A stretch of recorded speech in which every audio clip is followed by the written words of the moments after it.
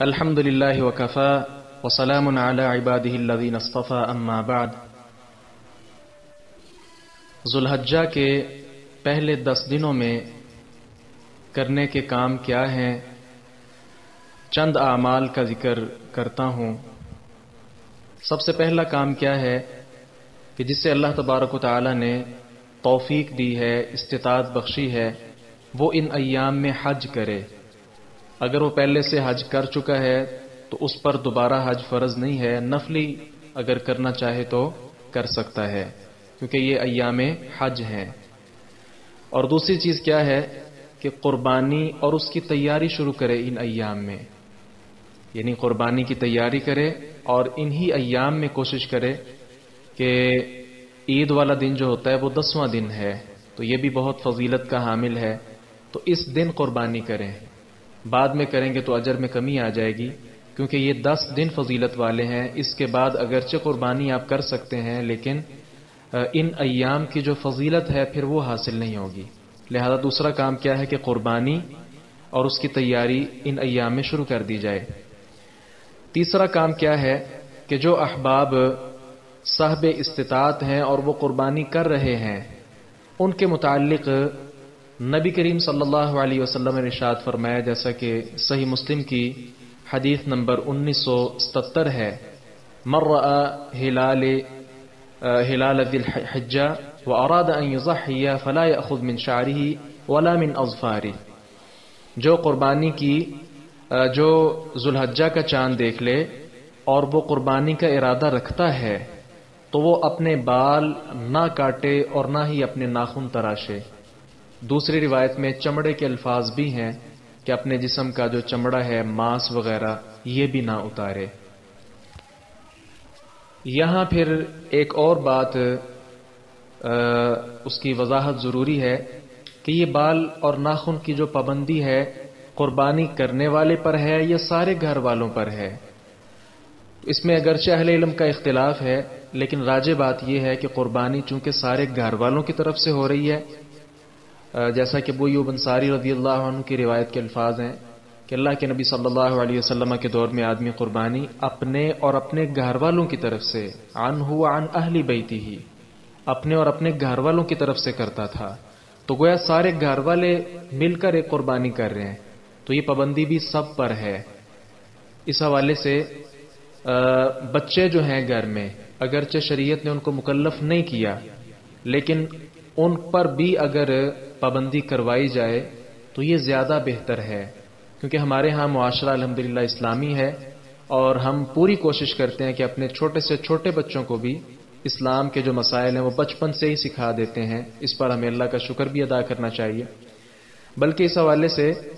مستدرک حاکم حدیث number 7520 number, یہ عبداللہ ابن عمر رضی اللہ عنہما کی روایت ہے۔ گزر رہے تھے خاتون، انہوں نے دیکھا کہ وہ اپنے بچے کے جو ہے بال کاٹ رہی تھی، تو انہی ایام کا واقعہ ہے۔ جناب عبداللہ ابن عمر رضی اللہ عنہما فرماتے ہیں، لو اخرتیہ الی یوم النحر کان احسن، او کما قال رضی اللہ عنہ۔ خاتون کو مخاطب کر کے کہا کہ اگر آپ یوم النحر تک، قربانی تک آپ اس کو مؤخر کر دیں، تاخیر کریں، تو یہ زیادہ بہتر ہوگا۔ تو اس سے بھی پتہ چلتا ہے کہ جو گھر میں افراد ہیں اور جو چھوٹے بچے بھی ہیں انہیں بھی یہ پابندی کروانی چاہیے۔ چوتھی بات یہ ہے کہ جو احباب استطاعت نہیں رکھتے قربانی کی، وہ اگر قربانی کا اجر حاصل کرنا چاہتے ہیں تو اس حوالے سے ابو داؤد حدیث نمبر 2787 نمبر بلکہ 88 نمبر موجود ہے۔ نبی کریم صلی اللہ علیہ وسلم نے ایسے لوگوں کے لیے فرمایا ہے، وَلَكِنْ تَأْخُذْ مِنْ شَعْرِكَ وَأَظْفَارِكَ وَتَقُصُّ شَارِبَكَ وَتَحْلِقُ عَانَتَكَ فَتِلْكَ تَمَامُ أُضْحِيَتِكَ عِنْدَ اللَّهِ۔ آپ نے کیا فرمایا کہ آپ اپنے بال کاٹ لیں اور ناخن تراش لیں اور اپنی مونچھیں کاٹ لیں، وَتَحْلِقُ عَانَتَكَ، عانہ ہڈی پر جو بال ہیں انہیں مونڈ لیں، جسے ہم اپنے الفاظ میں زیر ناف بال کہہ لیتے ہیں۔ فَتِلْكَ تَمَامُ أُضْحِيَتِكَ عِنْدَ اللَّهِ عَزَّ وَجَلَّ، تو یہ اللہ عز و جل کے ہاں آپ کی پوری قربانی ہو جائے گی۔ تو یہ ایسے افراد کے لیے ہے کہ جو بالکل بھی قربانی کی طاقت نہیں رکھتے، تو وہ اگر عید والے دن نماز عید پڑھ کے جب لوگ قربانیاں کر لیں، اس وقت یہ کام کر لیں، بال ناخن وغیرہ تراش لیں، تو اس کے ساتھ امید ہے کہ اللہ تبارک و تعالی، جیسا کہ اللہ کے نبی نے فرمایا ہے صلی اللہ علیہ وسلم، کہ ان کو قربانی کا اجر ضرور عطا فرمائے گا۔ لیکن اس حدیث کے ضمن میں بعض اہل علم جو پابندی قربانی کرنے والے کے لیے ہے کہ یہ 9-10 دن جو ہے وہ اپنا چمڑا، بال، ناخن وغیرہ نہیں کاٹیں گے، تو جنہوں نے قربانی نہیں کرنی ان کے لیے بھی بیان کرتے ہیں، لیکن اس کی کوئی روایت نہیں ہے۔ یہ جو پابندی لگائی گئی ہے ایسے لوگوں کے لیے جنہوں نے قربانی نہیں کرنی، حدیث میں بھی ذکر نہیں ہے، بس آپ نے یہ فرمایا کہ آپ عید والے دن جب لوگ قربانی کر لیں اس وقت یہ کام کر لیں، اپنے بال ناخن وغیرہ تراش لیں، کاٹ لیں، تو آپ کو قربانی کا اجر مل جائے گا۔ تو یہاں سے یہ پتہ چلا کہ ایسے لوگوں پر یہ ذوالحجہ کا چاند دیکھنے سے قربانی تک یہ جو سارا وقفہ ہے، تو اس میں جو ہے ان کے لیے کوئی پابندی نہیں ہے، بال وغیرہ ناخن وہ تراش سکتے ہیں۔ پانچویں چیز کیا ہے ان ایام میں اعمال کے حوالے سے، کہ پہلے 9 دن جو ہیں ان میں روزہ رکھا جائے۔ اللہ کے نبی صلی اللہ علیہ وسلم کے بارے ابو داؤد حدیث نمبر 2437 ہے، امہات بیان فرماتی ہیں کان رسول اللہ صلی اللہ علیہ وسلم یصوم 9 ذی الحجہ، آپ صلی اللہ علیہ وسلم ذوالحجہ کے پہلے 9 دنوں کا روزہ رکھ لیا کرتے تھے، تو پہلے 9 دنوں کا روزہ کوشش کر کے رکھنا چاہیے۔ چھٹا عمل کیا ہے کہ ان ایام میں 9 تاریخ کا جو روزہ ہے جسے عرفہ کا دن کہتے ہیں، یوم عرفہ، خصوصی طور پر اس کا روزہ بھی رکھنا چاہیے، کیونکہ صحیح مسلم کی حدیث ہے 1162 نمبر، اللہ کے نبی صلی اللہ علیہ وسلم ارشاد فرماتے ہیں صیام یوم عرفہ احتسب علی اللہ ان یکفر السنۃ التي قبلہ والسنۃ التي بعدہ، عرفہ کے دن کا جو روزہ ہے مجھے اللہ تعالیٰ پر امید ہے کہ اس کے ساتھ 2 سال کے گناہ اللہ تعالیٰ معاف کرتا ہے، 1 سال گزشتہ اور 1 سال آئندہ، یعنی 1 سال جو گزر چکا جس میں ہم سے گناہ ہو گئے وہ سارے گناہ اللہ معاف کر دیتا ہے، اور 1 سال آنے والا کہ جو ہم نے ابھی گناہ کیے بھی نہیں ہیں، اس روزے کی برکت سے اللہ تبارک و تعالی آنے والے جو گناہ ہیں وہ بھی معاف کر دیتا ہے۔ یہاں ذرا رک جائیے، ہمارے بچے اگر ابھی سے عرفہ کا روزہ رکھنا شروع کر دیں، ہر سال رکھیں، اگر ان کی عمر 70 سال 80 سال بھی ہو جائے گی، انشاءاللہ یوم عرفہ کا جو روزہ ہے کم از کم اسی کی برکت کے ساتھ اللہ تبارک و تعالی انہیں گناہوں سے انشاءاللہ پاک صاف رکھے گا۔ امہات کے بارے بلکہ عام صحابیات کے بارے بھی آثار ملتے ہیں کہ وہ چھوٹے چھوٹے معصوم بچے ان کو روزہ رکھوایا کرتی تھیں، اتنے بچے چھوٹے، اتنی کم عمر کے بچے کہ روایات کے الفاظ ہیں کہ جب وہ بھوک سے رونا شروع کرتے تو انہیں کھلونے دے دیے جاتے، تو وہ بچہ کتنا ہوگا کہ جو بہت زیادہ اس کو بھوک لگی ہے لیکن کھلونے دیکھ کر وہ اپنی بھوک کو بھول جائے۔ تو یہاں سے یہ پتہ چلتا ہے کہ چھوٹے چھوٹے جو بچے ہیں ان کو بھی یہ روزہ رکھوانا چاہیے۔ 7واں عمل یہ ہے کہ ان ایام میں کثرت کے ساتھ تکبیرات پڑھنی چاہیے۔ سورۃ الحج میں اللہ تعالیٰ فرماتے ہیں وَيَذْكُرُ اسْمَ اللَّهِ فِي أَيَّامٍ مَعْلُومَاتٍ، کہ ان ایام معلومات جو ہیں ان کے اندر اللہ تعالیٰ کا ذکر کرو۔ تو عبداللہ بن عباس رضی اللہ عنہما مفسر قرآن جو ہیں، صحیح بخاری میں تعلیقاً امام بخاری نے نقل کیا ہے کہ عبداللہ ابن عباس رضی اللہ عنہما نے ایام معلومات سے مراد یہی ایام عشرہ حج لیا ہے۔ تکبیرات کوئی بھی پڑھی جا سکتی ہیں، کسی بھی قسم کا اللہ تعالیٰ کا ذکر کیا جا سکتا ہے۔ جناب عمر بن خطاب اور عبداللہ ابن مسعود رضی اللہ عنہما یہ الفاظ پڑھا کرتے تھے اللہ اکبر اللہ اکبر لا الہ الا اللہ واللہ اکبر وللہ الحمد۔ فتح الباری میں حافظ ابن حجر نے ان آثار کو نقل کیا ہے۔ اسی طرح مصنف عبد الرزاق میں سلمان رضی اللہ عنہ یہ الفاظ پڑھا کرتے تھے، ان کا بھی ذکر ہے، اللہ اکبر اللہ اکبر اللہ اکبر کبیرہ۔ تو یہ مختلف الفاظ جو ہیں مختلف صیغوں سے الفاظ ملتے ہیں، تو کوئی الفاظ پڑھ کر بھی اللہ تعالیٰ کا ذکر کرنا چاہیے۔ اس کے علاوہ عام وظائف اور تکبیرات جو ہیں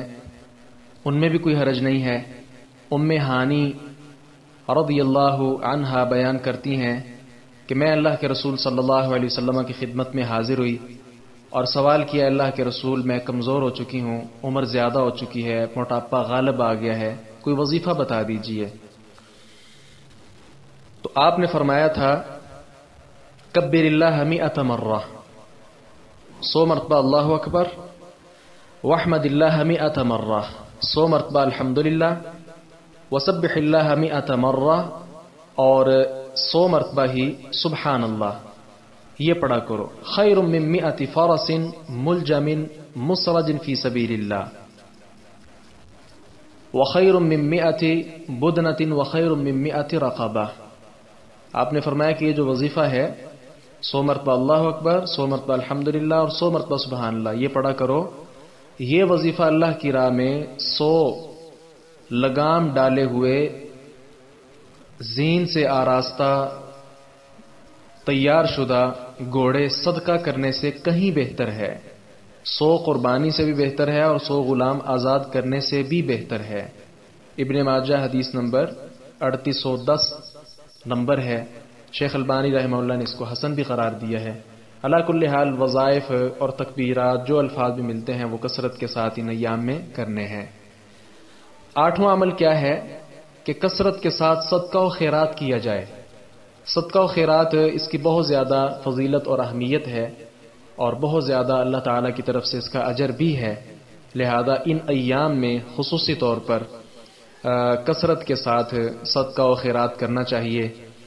یہ صدقہ و خیرات آپ کا غریب رشتہ داروں کے لیے ہو سکتا ہے، پڑوسیوں کے لیے ہو سکتا ہے، دیگر فقراء مساکین کے لیے ہو سکتا ہے، بیوہ اور یتیم لوگوں کے لیے ہو سکتا ہے، اسی طرح دینی مدارس میں آپ خرچ کر سکتے ہیں، تو اور بھی کئی مواقع ہیں خرچ کرنے کے۔ 9ویں چیز کیا ہے کہ توبہ اور استغفار کیا جائے۔ توبہ و استغفار کے ساتھ بھی اللہ تعالیٰ چونکہ بہت زیادہ خوش ہوتا ہے، اور انسان کی جو ساری خطائیں ہیں وہ اللہ تبارک و تعالیٰ توبہ اور استغفار کے ساتھ ان خطاؤں کو نیکیوں کے اندر بھی بدل دیتا ہے، تو ان چیزوں کا بھی جو ہے خیال کیا جائے۔ اور 10ویں نمبر پر قیام اللیل، رات کا جو قیام ہے، تہجد کی نماز، ان ایام میں راتوں کو قیام اللیل اور خصوصی طور پر اس میں قرآن کریم کی کثرت کے ساتھ تلاوت، تو یہ نیکیاں ہیں جن کے ساتھ ہم اللہ تبارک و تعالیٰ کا قرب حاصل کر سکتے ہیں۔ ان نیکیوں کا تعلق عام ایام کے ساتھ بھی ہے، لیکن ان ایام میں یعنی عشرہ حج میں چونکہ جو نیکی ہے وہ بڑھ جاتی ہے، لہذا ان ایام میں یہ نیکیاں کثرت کے ساتھ کی جائیں تاکہ اللہ تبارک و تعالیٰ کا جو قرب ہے وہ انسان حاصل کر لے۔ آخری بات یہ یاد رکھیں کہ یہ بڑے فضیلت والے ایام ہیں، پہلے ہم اس حوالے سے ڈسکس کر چکے ہیں۔ ماہ رمضان جو ہے نا، ماہ رمضان میں اللہ تعالیٰ شیاطین کو جکڑ دیتا ہے، جہنم کے دروازے بند ہو جاتے ہیں، لیکن ان ایام میں نہ جہنم کے دروازے اللہ تعالیٰ نے بند کرنے کا ذکر کیا ہے اور نہ ہی شیاطین کو جکڑنے کا ذکر موجود ہے۔ اس سے یہ سمجھ آتی ہے کہ شیاطین بھی کھلے ہیں اور جہنم کے دروازے بھی کھلے ہیں۔ تو ماہ رمضان میں تو شیاطین چونکہ جکڑے ہوتے ہیں، جہنم اس کے دروازے بند ہوتے ہیں، لہذا برائیوں کا جو صدور ہے وہ پہلے کی بنسبت بہت کم ہوتا ہے، لیکن ان ایام میں یہ خاص چیز نہیں ہے، لہذا ان ایام میں ہمیں شیطان کا ڈٹ کر خود ہی مقابلہ کرنا ہے، اور یقینی طور پر ہم اللہ تبارک و تعالیٰ کے اس کے ساتھ قرب حاصل کر سکتے ہیں۔ اللہ تعالیٰ سے دعا ہے باری تعالیٰ ہمیں حق بات کو سمجھنے اور اس پر عمل پیرا ہونے کی توفیق عطا فرمائے۔ وآخر دعوانا ان الحمد للہ رب العالمین۔